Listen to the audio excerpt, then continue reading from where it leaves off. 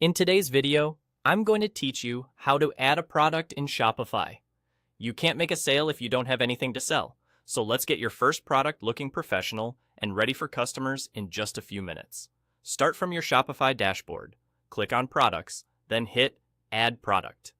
Think of this page as the backstage area for everything you'll sell.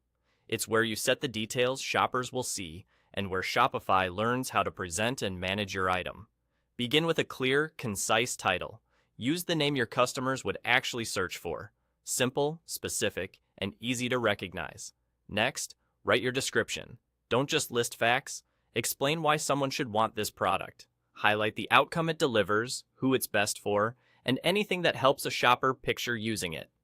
Keep your paragraphs short and use the formatting bar to bold your key benefits so they're easy to scan. A few bolded phrases, used sparingly, can guide the eye and make your pitch feel polished without overwhelming the reader. Now, add your visuals. Drag and drop your high-quality photos into the media box. Aim for bright, well-lit images on a clean background, and include a couple of angles so shoppers can understand size and details at a glance. Crisp, sharp photos instantly raise trust and make your store feel established. If you have lifestyle shots that show the product in use, those can help customers imagine it in their daily life. Set your price next. This is what customers will pay.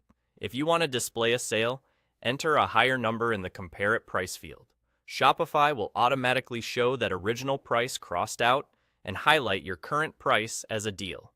Use this thoughtfully so discounts feel real and credible. Under Inventory, tell Shopify how many units you have on hand. This helps your store track availability and shows shoppers when items are running low or sold out. Accurate inventory prevents overselling and keeps customer expectations clear. Before you finish, look at the product status and make sure it's set to active. That switch controls whether customers can see the product on your storefront. When everything looks good, click Save. That's it. Your product is now live and ready to be discovered.